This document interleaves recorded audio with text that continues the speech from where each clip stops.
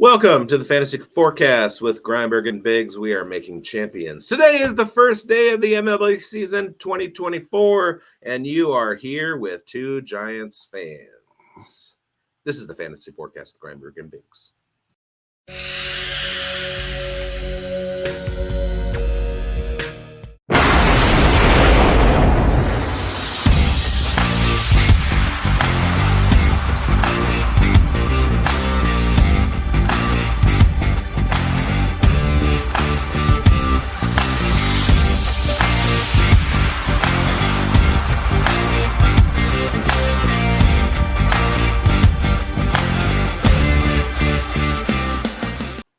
Hello, he is Grindberg. I am Bigz. This is the Fantasy Football Advice Network premiere show of the Fantasy Forecast with Grindberg and Bigz, making champions. How are you doing, Mike? I am doing awesome. We are super excited to have our inaugural show of the Fantasy Forecast on the Fantasy Football Advice Network. We're super pumped to be starting our new redraft show on this network. Yeah, man. How are you doing, Bigz? I'm all right. I woke up really sick and been taking my medicine all day and knocking out content. So thank you for watching, everybody. This is the debut of our new show.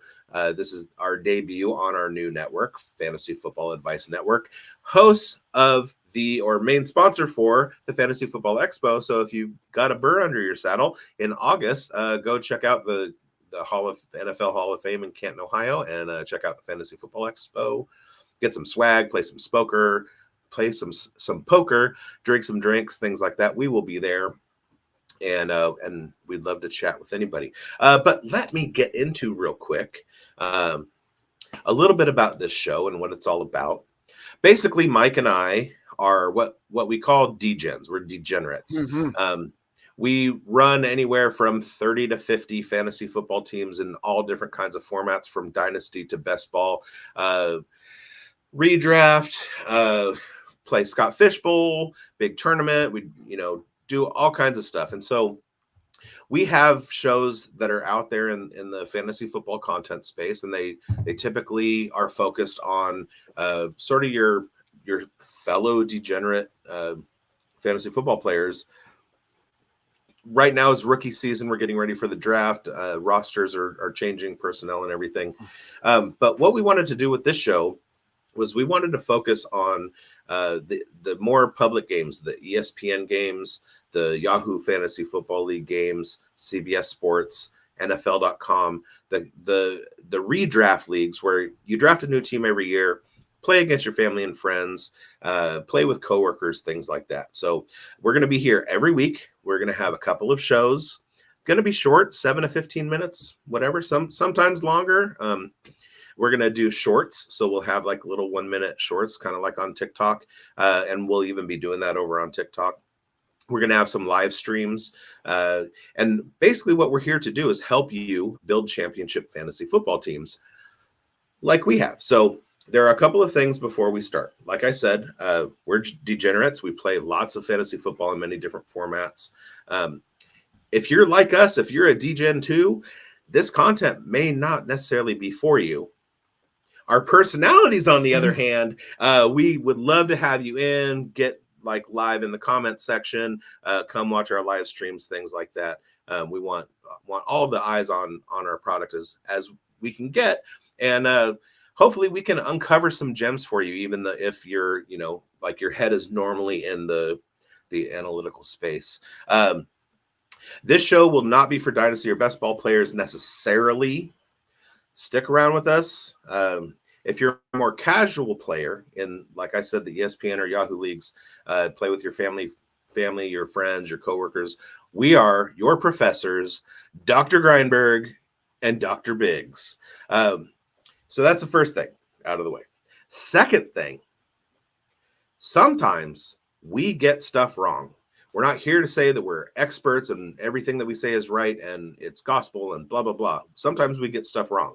We're not in the business of predicting the future. We are in the business of analyzing profiles and historical results to narrow down the possibilities of what may happen in the future. Okay. It's a probability game.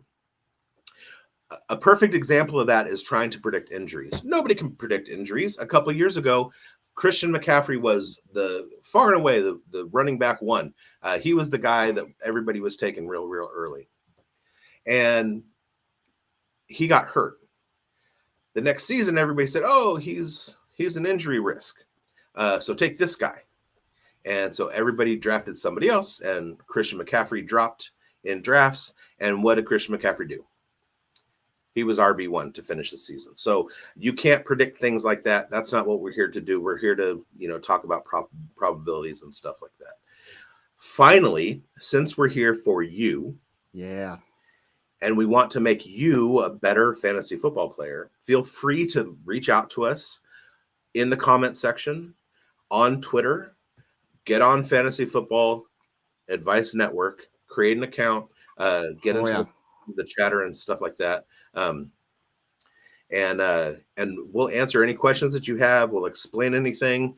If like sometimes we use words you're not familiar with, the space we operate in, there's a lot of terminology or jargon. And when I talk to people at the grocery store, they kind of look at me like, I don't know what you just said. So if you have any questions, reach out to us. My DMs on at BigBonedFFB are always open, and there's always the comment sections, and we will reply and everything. And then find us on the Fantasy Football Advice Network, where we will be in the forums and the chats and stuff like that. So that is your intro out of the way. Grindberg, can the viewers know what we have on tap for this quick little show we got going on tonight? Yeah, of course, man. Well, we are here, and we're going to talk about draft strategy, and we're going to dig a little bit deeper into some different situations and some ways to draft and what to do in certain situations. And this is referring to redraft, and we're not talking about dynasty here, folks. We're talking redraft. Like, we are getting it right now, so let's get on it. Okay, so the first strategy we're talking about is part of a whole strategy, but we're going to say wait on a quarterback. So in redraft, positional variance is super important. PPR league, so point per reception, creates an exploitable environment for wide receivers and changes the role for running backs, right? So you're going to focus on those two positions in the early rounds. There are enough viable quarterbacks, but having to fill 3 wide receiver spots, 2 running back spots in your starting lineups, it creates a scarcity, and we don't want to be into that situation. There's especially in those one quarterback leagues, quarterbacks are important that you wait on. Okay, most public leagues will have 2 wide receiver spots and a flex spot where wide receiver, running back, and tight end are eligible to be inserted. In PPR leagues, there are more wide receiver scoring in the 20-point range. So you typically you want to hoard about 5 to 6 wide receivers and then wait until roughly 9th or 10th round to select your quarterback, because in that range, you're still going to see, guys that are going to be putting up a decent amount of fantasy points in that range. And you're going to be housing some pretty good horses in your stable, especially at that wide receiver position, especially if you go this route. So that's kind of what I would suggest doing in the earlier rounds, is waiting on that quarterback, going after those wide receivers and running backs, especially the top tier wide receivers. If you can get a couple of those guys that are in the top 36, those are the guys you are looking to grab. So Bigz, why don't you talk about a little bit about the hero running back or the robust running back model? All right. Well, there are some different draft strategies that you can employ for whatever positions you're kind of focused on. A lot of that has to do with where your pick is in the round. There's more value to be had at the very top of the running back tiers and the very bottom of the wide receiver tiers. So basically what you're going to be looking at is your top 3 or 4 running backs per year.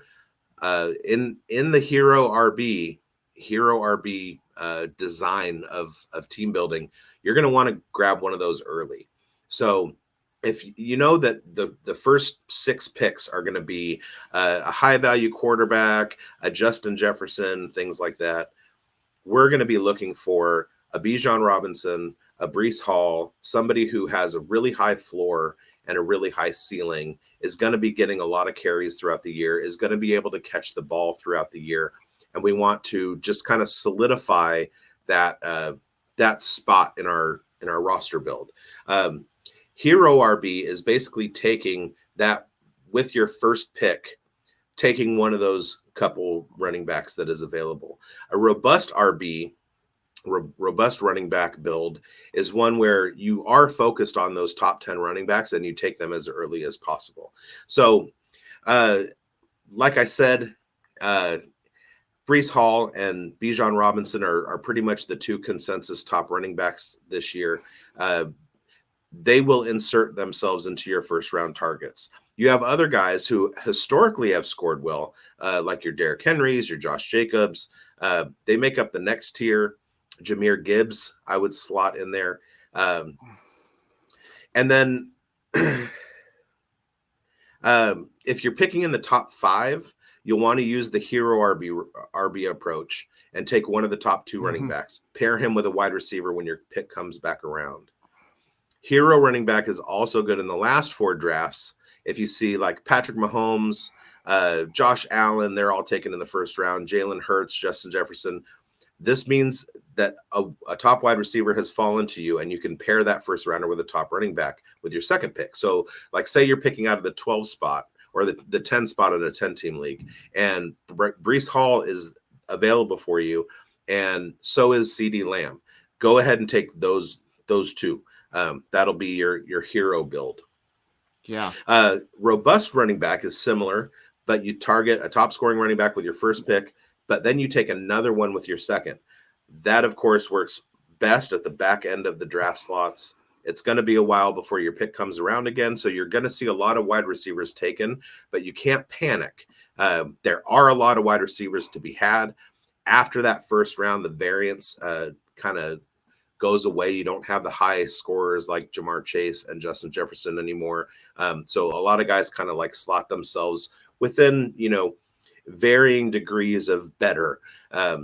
And if you have those 2 running back spots locked down with top 5 running backs, it's going to lessen the effect of those wide receivers dropping out so that you can't pick them. Yeah, agreed. So this next one that I'm going to get into is kind of the opposite strategy here. This one is called zero RB, and it's exactly what it sounds like. Wait on running back. So typically you want this strategy to have a quarterback, a tight end, 4 wide receivers drafted before you even take a running back. I know that sounds really risky.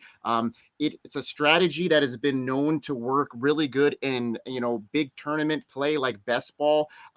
But this strategy is a tough one in redraft to execute properly, but if you're going to do it, you got to go all in on it. So you're making sure you have as many wide receivers you can get in the top 26, and they're going to have to break into that group. So a popular order would be wide receiver, quarterback, wide receiver, tight end, wide receiver, wide receiver. That would be the order I'd be going. This will give you high scoring starters if you prioritize your quarterback and tight end early. Focus on wide receivers.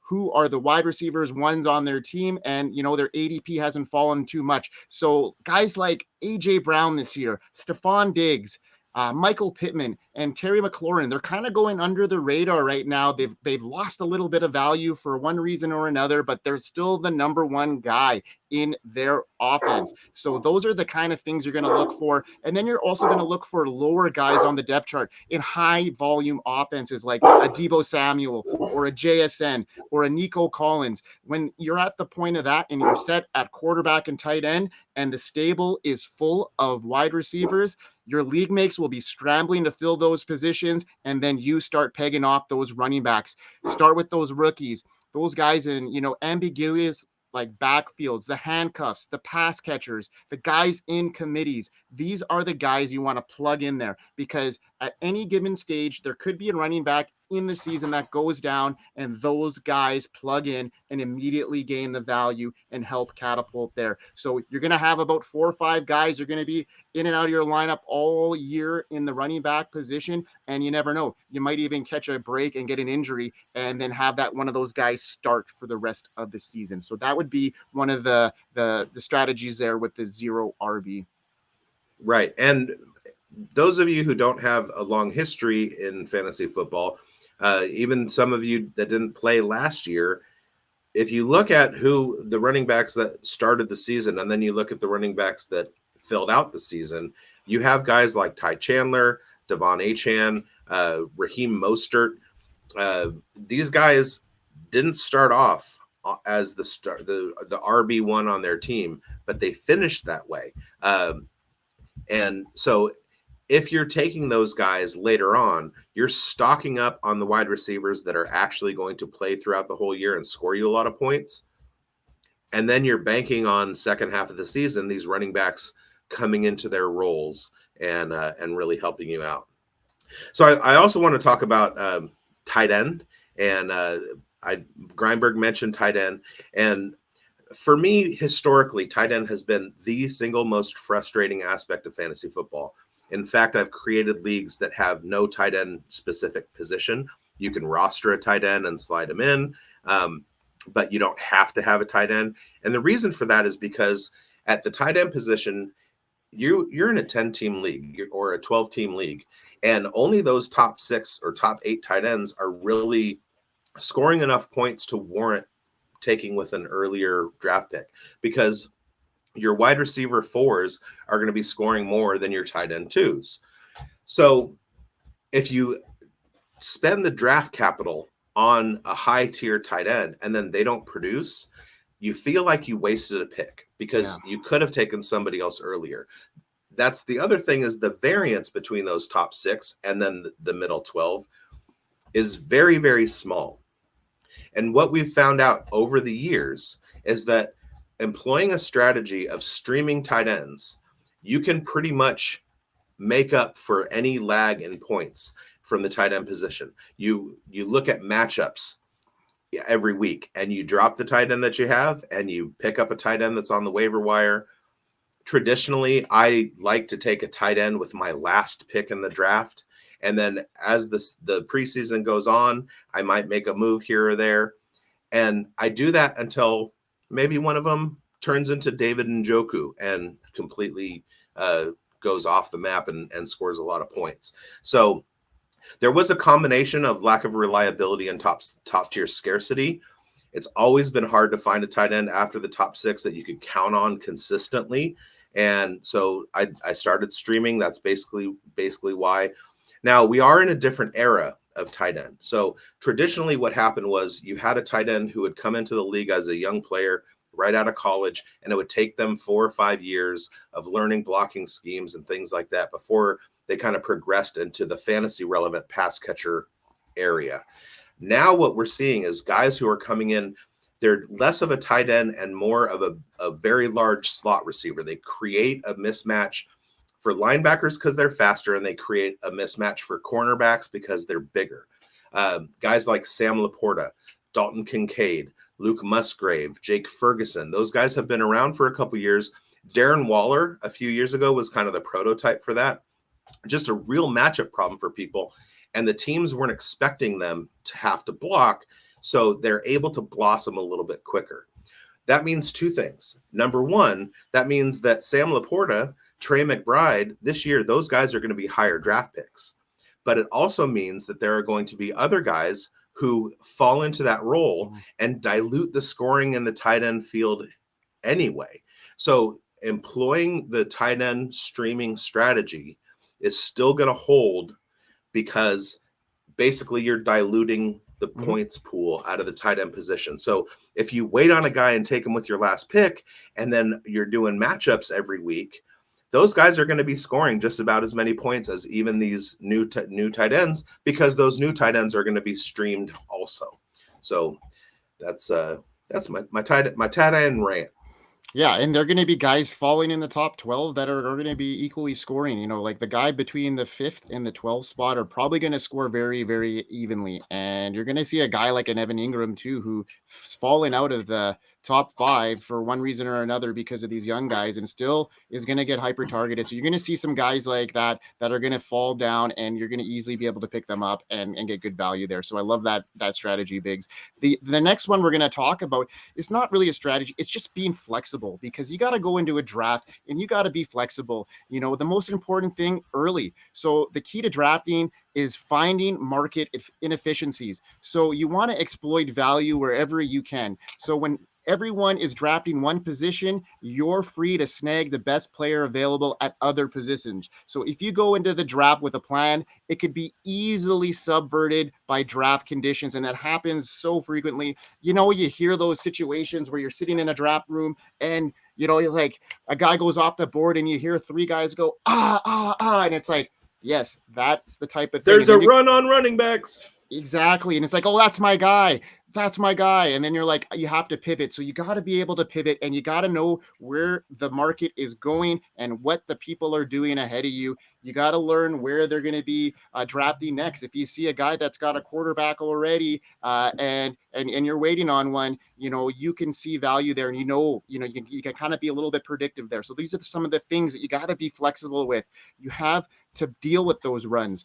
You know, you're going to get sniped on players. The pick before you is going to go, and it happens a lot. So when you pivot, you got to exploit the market, and that's what you do. You want to be the person starting the runs, not ending them. And that's positioned to be in, especially with the exception of the tight end, like Brendan had mentioned earlier, Bigz. So I will tell you this.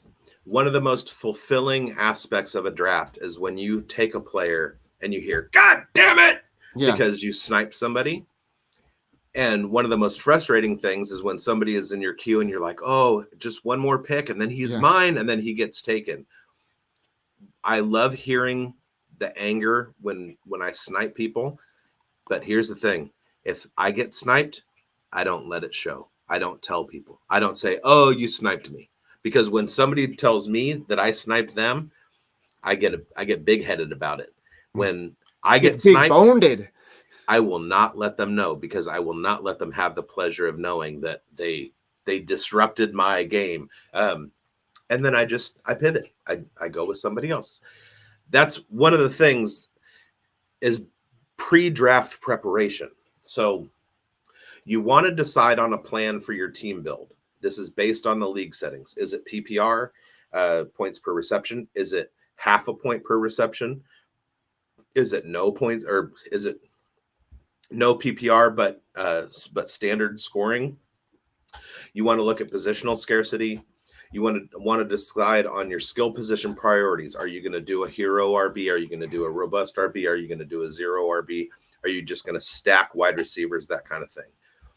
So what you want to do is some draft prep. You want to sit down and you want to create positional tiers and use those to pick from. And one thing that helps is that you don't panic if somebody takes your guy, because you don't just have a guy. You have 5 guys that are all in the same tier. So if one of those gets taken, you just quickly grab another guy, because points are bunched. There are different tiers in fantasy football scoring. You have some wide receivers who are scoring 18 points a game, some that are scoring 16 points a game, and they're bunched together. So if you have all the guys that score 15 points a game, and that's where you're going, that's where you're drafting from, don't be upset if one guy gets taken, because you still have more there. You want to utilize your queue before the draft. Get into the draft engine and fill up your queue with 50 to 60 players. While you're going through, put them in their tiers. The first 5 or 6 rounds are going to go pretty quick. Everybody's kind of enthusiastic and they're taking their guys. It'll be easier to manage if your players are queued. You don't have to go try and find people going through the player list, or is this guy a good value, or, oh my God, there's all these quarterbacks here that I don't want to take. It's way down the list that finally I'm getting a running back. If they're in your queue, you'll be able to access it much quicker than filtering through 300 players. And this is one of the biggest lessons that Mike and I can bring from the side of the degenerates. Mock draft, mock draft, mock draft, mock draft, mock draft, mock draft, mock draft. Mock drafting is your friend. Try and get into as many mock drafts as you possibly can. The benefit of mocking a lot is that it allows you to try different things without sinking your team. Try out different strategies, see what happens. Are you going to go with hero RB? We'll see how the trends are, right? Robust RB, see what happens, where your draft slot is. Know what's going to happen if you have an early pick. Know what's going to happen if you have a later pick. How will your team look if you start out by taking 3 tight ends? Probably pretty bad. Yeah. Will you still get the late round guys that you wanted? Do a hero build, do a robust build, do a 0 RB build, see which one you like better.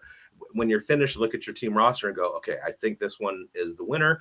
That happens to be the robust build. So let me go ahead and start ranking that way. The more you do, the less you'll be surprised by subversive draft conditions that we talked about before. Mike and I started doing mock drafts 2 months ago. Okay. The season starts in August.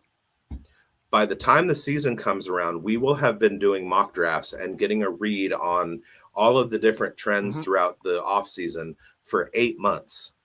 Right now, I can tell you when you're looking at rookies that Ladd McConkey is starting to get taken earlier than he was 2 months ago. Those things happen. And if I'm in a draft, which I just finished my first draft the other day, first real draft of the season, I know what to expect. And that's just going to make me a better fantasy football player. So do as many mock drafts as you can.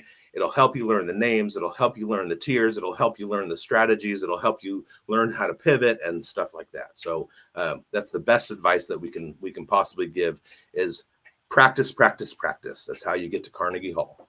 Yeah, man. I love it.